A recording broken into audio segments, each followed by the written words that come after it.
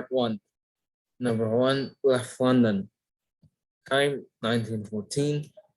Description about event. Crew of 39 men, 69 sled dogs, and a cat left for South Georgia. Ship frozen in ice. Time 15 January 1915. As the Endurance approached Antarctica, it got stuck. Number 3. Event started for South Pole, 1,700 miles round trip. 24 April 1916.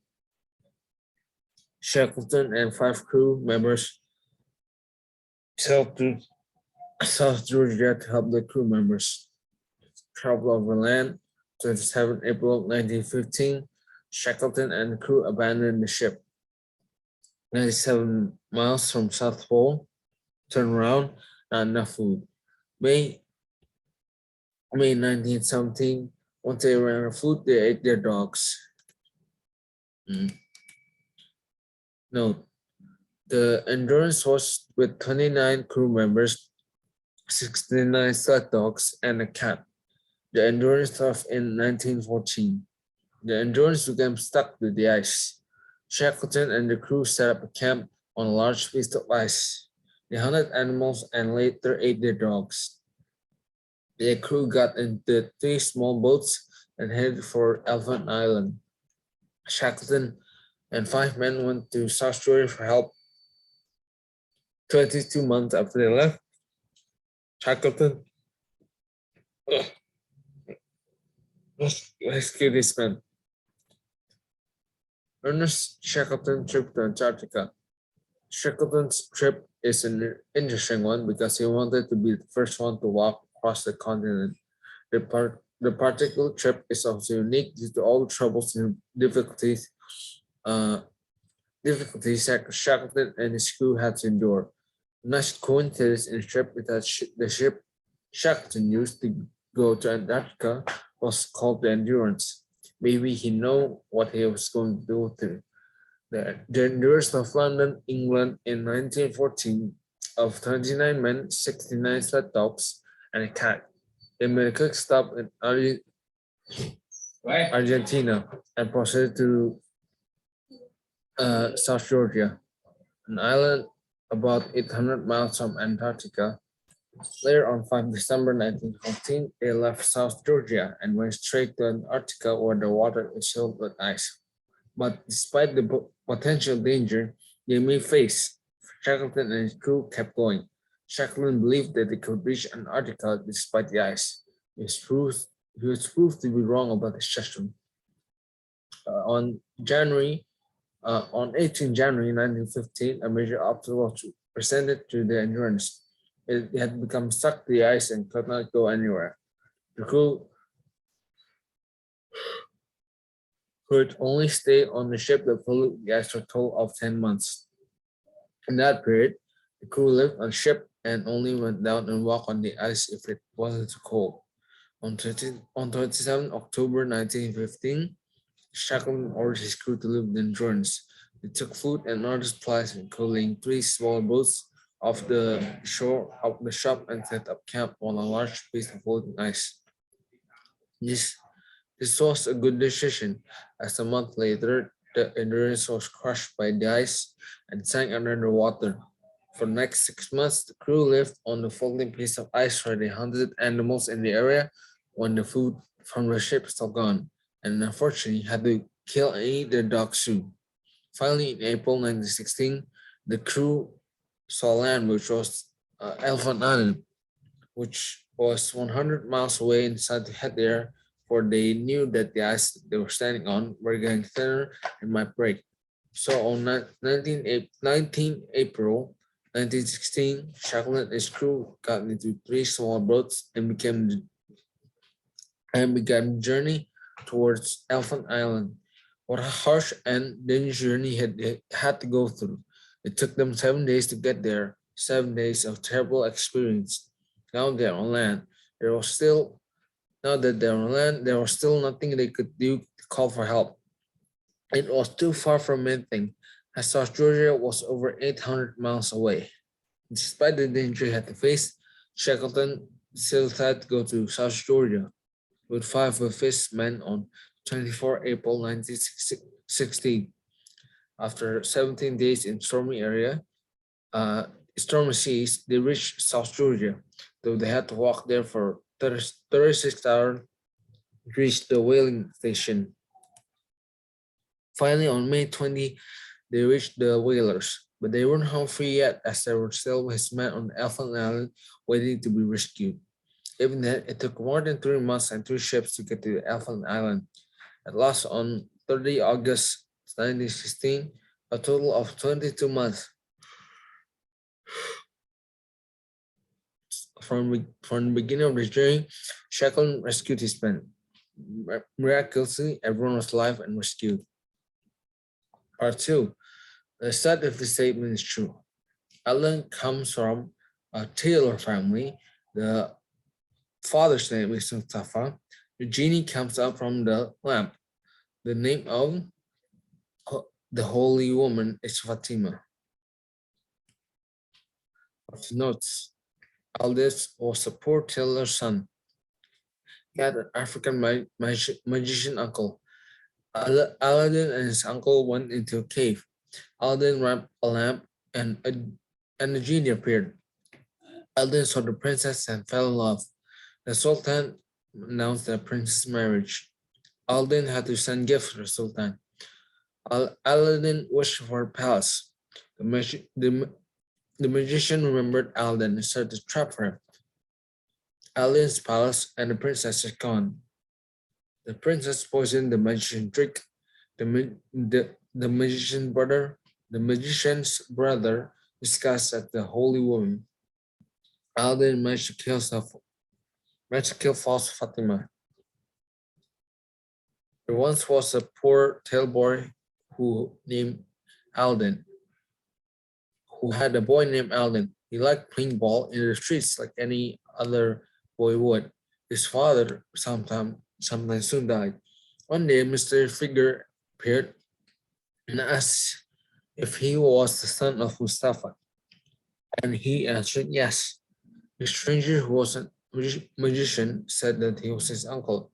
Both of them got home and Alan told his mother about his uncle. His mother confirmed his suspicions and prepared supper for the both of them. The next day, Alden and his uncle went to a mountain. I will show you something wonderful. Only you gather up sticks while I kindle a fire. When it was lit, the magician threw on a powder he had about him while saying some magic words. The earth trembled a little and opened in front of them, and Alan tried to run away, but the magician caught him and gave him a blow that knocked him down. Oh, what shall I do, uncle? Said Alden. His uncle told him not to panic. He told him to go down and walk to the open door. There will be a garden of fine fruit trees, and a lamp. He told him to hurry, and yet Alden refused to do until he was out.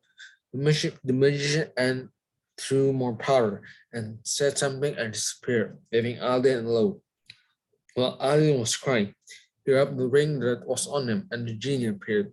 He wished to get out, and the genie granted his wish. Later, he came home and told his mother about everything. As they were talking, Alan rubbed the lamp, and a genie appeared, causing her to faint. Alan boldly wished for something to eat. The genie granted his wish, and when his mother woke up, they feasted. On one day, Alden then heard the Sultan proclaim everyone was to stay at the home and close the shutters for the princess was about to bathe. Alden was curious to see the princess and hurried to the bath. He hid himself between the doors to see the princess's face, and when he did, he fell in love. Alden then went to her mother and told her to go to the Sultan. She asked the Sultan if he can have the princess, but the Sultan said 3 more months. So Alden waited patiently for 3 months, that in the second month, the son of the Grand Vizier is going to marry the princess. Aladdin was not happy and wished the genie to take him away. He also wished the princess to sleep with him. The next day, they were transported back to the palace, and the princess was frightened. The sultan asked what happened, and the vizier's son spoke the truth. When the 3 months are over, Aladdin mother, Aladdin's mother came up to the sultan for his promise. The sultan remembered and then told her to bring him gifts. Aladdin's mother then came back with news, and Aladdin asked his genie to fulfill his wish. The sultan then welcomed Aladdin with open arms. Aladdin then wished for his own palace from the genie. They feasted and rejoiced to their heart's content. Then the African magician heard about this, and he spent on Aladdin's ruin. He bought a dozen of copper lamps and put in the basket. He went to the palace, claimed new lamps were old. The princess saw this and wanted to switch lamps, so she told her slave to get it. The magician then wished. Oh, the magician then wished the palace and the princess to a lonely place in Africa. The next day, Aladdin was confused at the palace and the princess was gone. The sultan, knowing this, called Aladdin to be beheaded. But Aladdin said he promised to find her. They took out the ring and wished she was by her name.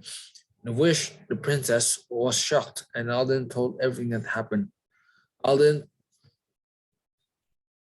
told her that she should poison her drink. So she did. The princess asked the magician if she could toast for them. They toasted and drank the glass respectively. The magician drank, and he died later. Aladdin then wished for the genie to take them back where they were. But the magician had a brother who was more wicked. He found out about his brother's death and swore to take revenge on Aladdin. He first went to China and killed Fatima. He disguised himself as Fatima and went to Aladdin's palace. The princess saw him and figured that Aladdin could meet the Holy Woman. So the princess went to false Fatima and showed him around the palace.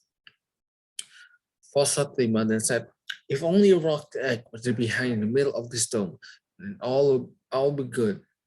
The princess then spoke to Aladdin and told him about the egg. Aladdin then wished for the genie for a rock's egg. But genie got mad. He said that Aladdin was fooled and false Fatima was the magician's brother. Aladdin then pretended to have a headache and have the princess called the Holy Woman. And false Fatima came to help Aladdin. He stabbed her. After this, Aladdin and his wife lived in peace. He succeeded the Sultan when he died and reigned for many years, leaving behind him a long line of kings. Part 3. There was a big bear. Party notes. There's a big bear, mini bear, and small bear. They each have porridges respective to their sizes. Goldilocks ate 3 of the porridges and finished the little one. Goldilocks slept on 3 beds but settled on the little one. Once upon a time, there was 3 bears who lived together in a house of their own in wood. One of them was a small wee bear. One was the middle-sized bear, and the other was a great huge bear. One day, after they had made porridge for their breakfast, they walked out into the wood while the porridge was cooked. And while they were walking, a little girl came to their house. The little girl had golden curls that tumbled down her back to her waist, and everyone called her Goldilocks. Goldilocks went inside. First, she tasted the porridge of a great, huge bear that was far too hot for her, and then she tasted the porridge of the middle bear that was too cold for her. And then she went to the porridge of the small wee bear and tasted that. and that was neither too hot nor too cold, but just right. And she liked it so well that she ate it all up. Then Goldilocks went upstairs into the bedchamber, and first she lay down upon the bed of the great huge bear, and then she lay down upon the bed of the middle bear, and finally she lay down upon the bed of the little small wee bear, and that was just right. So she covered herself up comfortably, lay there until she fell asleep. By the time the three bears thought their porch should be cool enough, it came home to breakfast. Somebody has been at my porch, said the great huge bear in his huge great voice. Somebody has been on at my porch, said the middle bear in his middle voice. Then the little small wee bear looked at his, and there was a spoon in the porch spot, but the porch was all gone. Somebody has been at my porch and has eaten it all up, said the little small wee bear in this little small wee voice. Then the bears went upstairs into their bedroom. Somebody is been lying in my bed, said the great shoes bear in his great rough gruff voice. Some, Somebody has been lying in my bed, said the middle bear in his middle voice. And when the little small wee bear came to look at his bed, upon the pillow there was a pool of golden curls, the angelic face of a little girl snoring away fast asleep. Somebody has been lying in my bed, and here she is, said the little small wee bear in his little small wee voice. Goldilocks jumped off the bed and ran downstairs, out of the door and down the garden, and down the garden path. She ran until she reached the house of her grandma. When she told her grandmama about the house of the three bears lived in the wood, her grand said, my, what a wild imagination you have, child.